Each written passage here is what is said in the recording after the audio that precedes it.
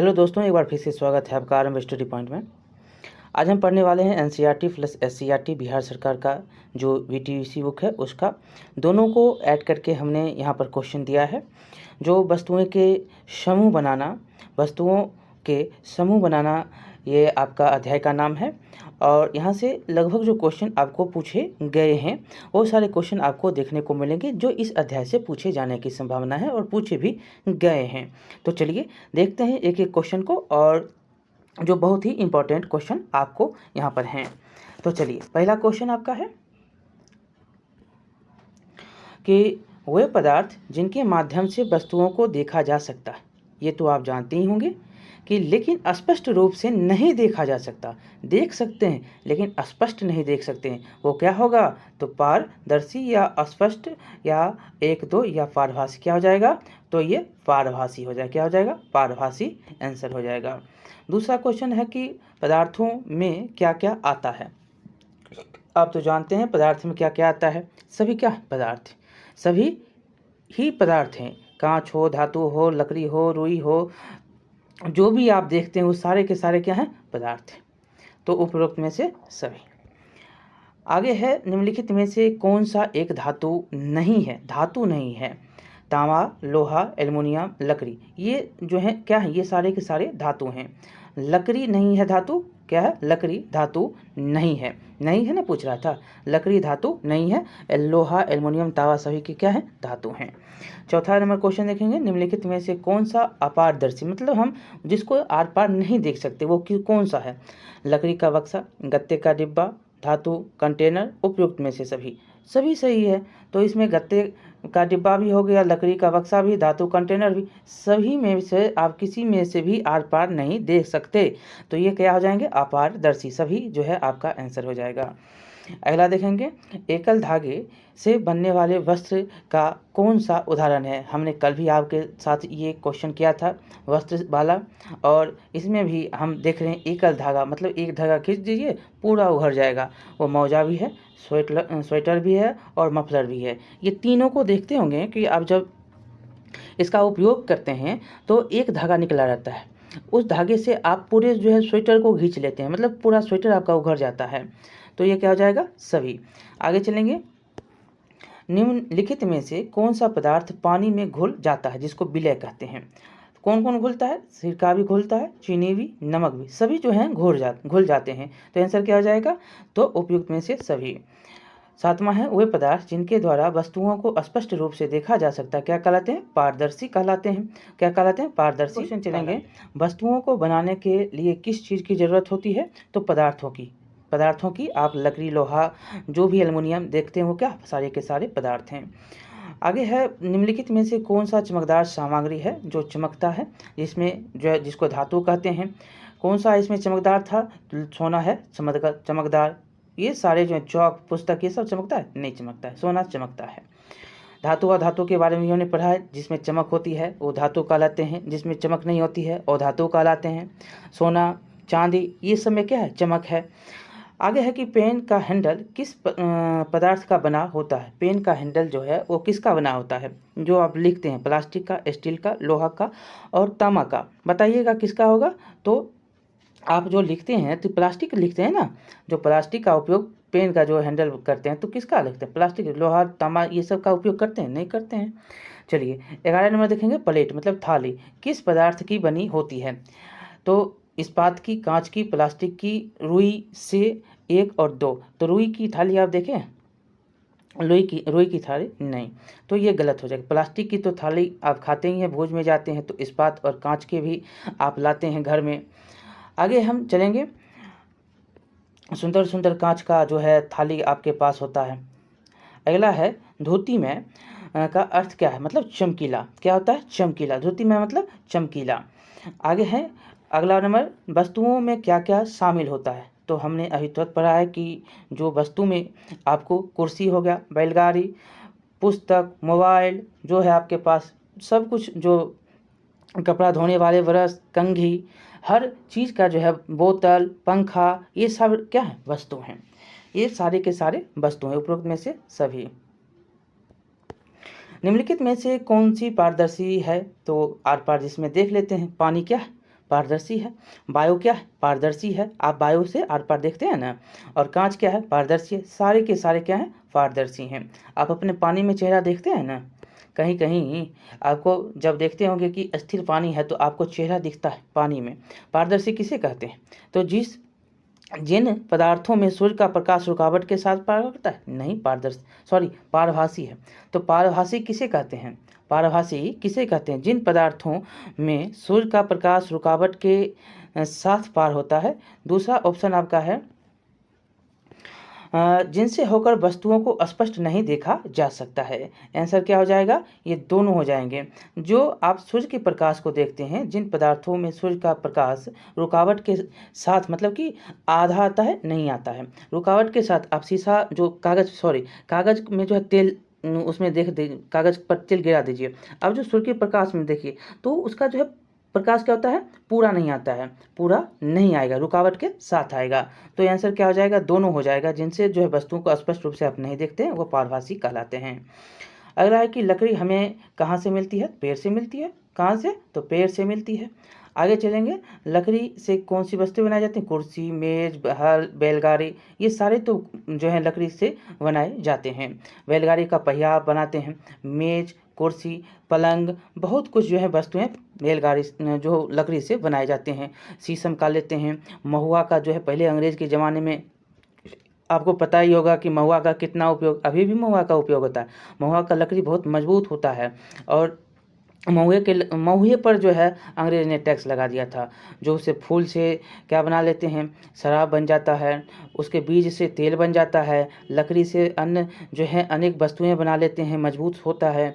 ये जो है उन पर भी टैक्स लगाया गया था अंग्रेज़ों के समय में महुआ। और ज़्यादातर ये जो महुआ होता है ना, ये होता है छत्तीसगढ़ और जो झारखंड का क्षेत्र है वहाँ का इलाका। तो ये याद रखिएगा, हमने ये जो है चर्चाएँ क्लास जो है 9 एनसीईआरटी में की थी। आगे चलेंगे, 18वां नंबर क्वेश्चन है कि एक पदार्थ के क्या गुण होते हैं? तो क्या गुण होता है एक पदार्थ का? दिखावट, कठोरता, पारदर्शी, उपरोक्त में से सभी।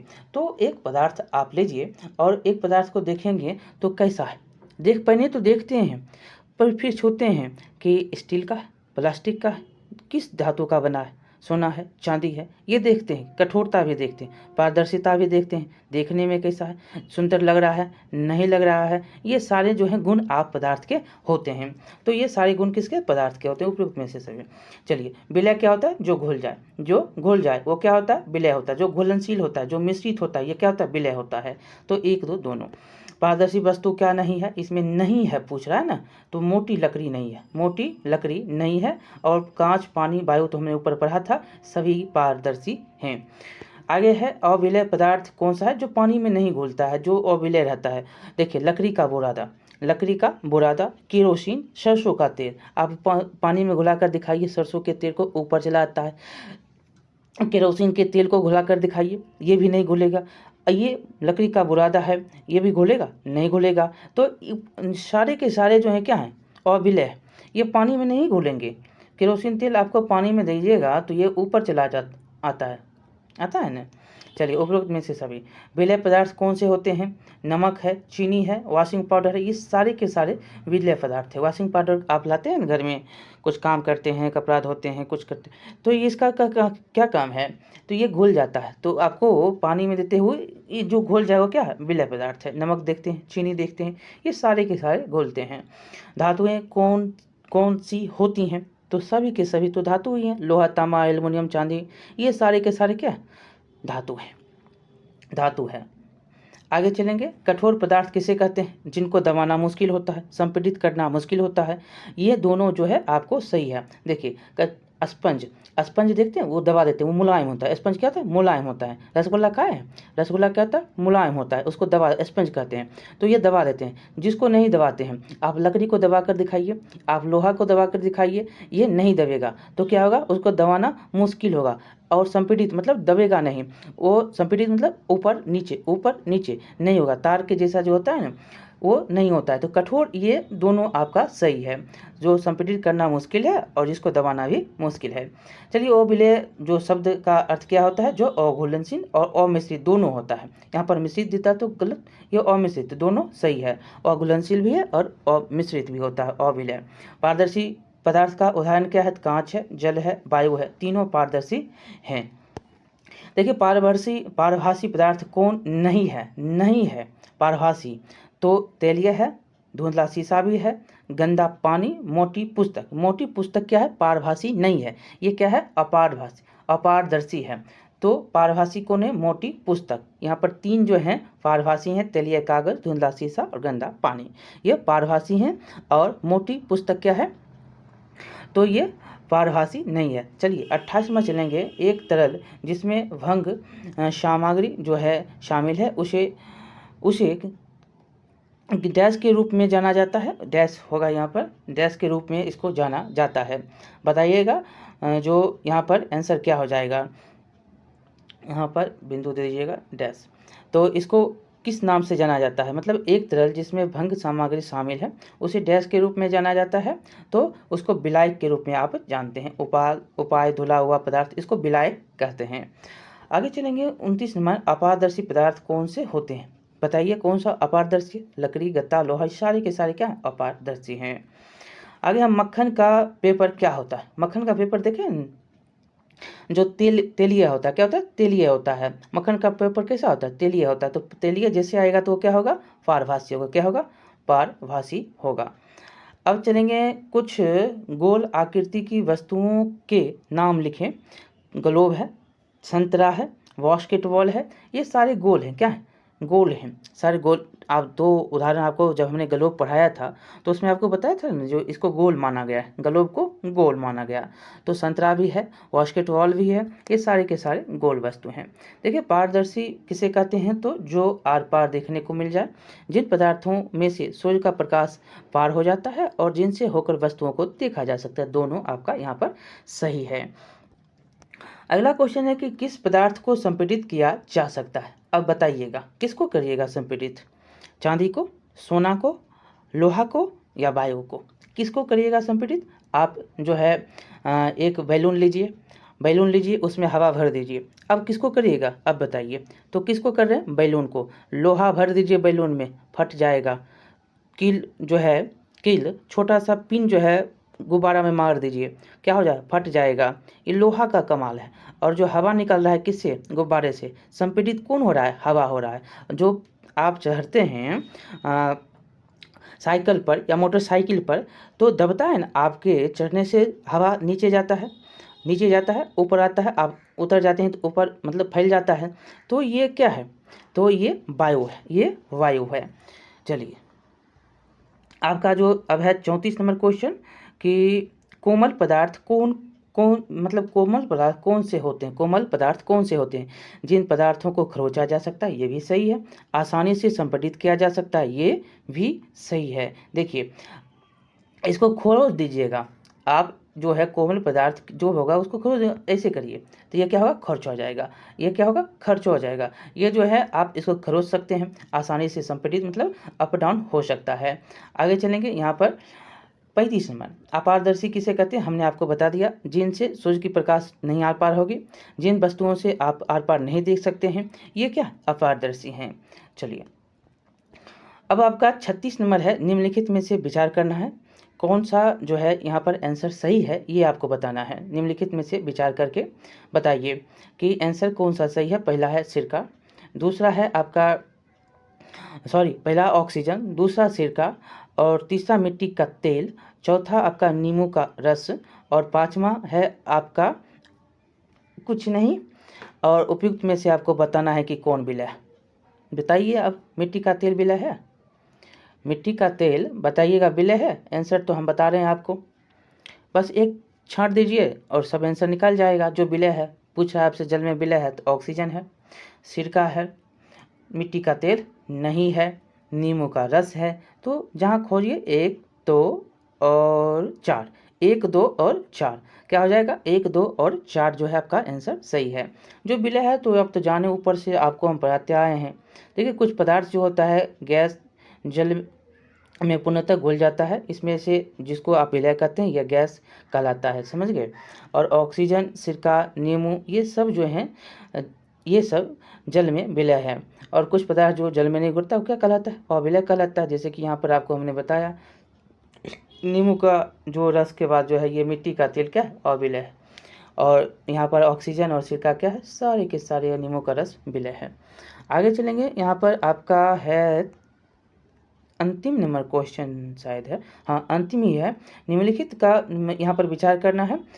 हाथ की हथेली, तेल का लगा कागज, गत्ते का डिब्बा, कांच, कौन पारभासी है? चलिए अब जो है हम इतना क्वेश्चन करवाए हैं तो अब तो आंसर बताइएगा ही, कौन पारभासी है बताइएगा। हाथ की हथेली और तेल लगा गत्ता और गत्ते का डिब्बा या कांच, इनमें से बताना है कि कौन पारभासी है। कांच होगा पारभासी, ये तो पारदर्शी है भाई। गत्ते का डिब्बा ये क्या है? गत्ते का डिब्बा ये तो अपारदर्शी है भाई। तेल का कागज क्या? पारभासी है। और हाथ की हथेली पारभासी है। हाथ में टॉर्च मारिए, देखिए आर पार जो है आपको थोड़ा कैसा होता है, पूरा नहीं दिखाई लेकिन लगता है कि हाँ दिख रहा है। तो ये क्या है? ये है पारभासी। ये आप बना सकते हैं, आंसर आपका हो गया ये। तो पारभासी किसको कहते हैं ये तो आप जानते हैं ना, वह पदार्थ जिनके जो है जिससे हम स्पष्ट रूप से नहीं देख सकते हैं क्या कहलाता है? पारभासी कहलाता है। और अपारदर्शी किसको कहते हैं ये भी तो आप जानते हैं, जिसे हम जो है आर पार नहीं देख सकते हैं वो अपारदर्शी होता है। कांच क्या है? पारदर्शी है, हमने बता दिया।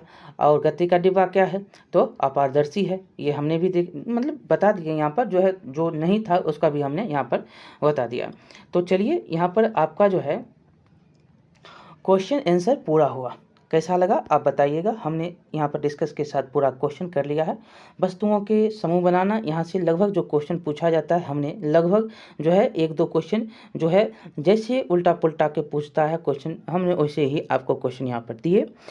आपको कैसा लगा बताइएगा, लाइक करिएगा, शेयर करिएगा, सब्सक्राइब करना नहीं भूलिएगा। मिलते हैं अगले वीडियो में, बहुत बहुत धन्यवाद।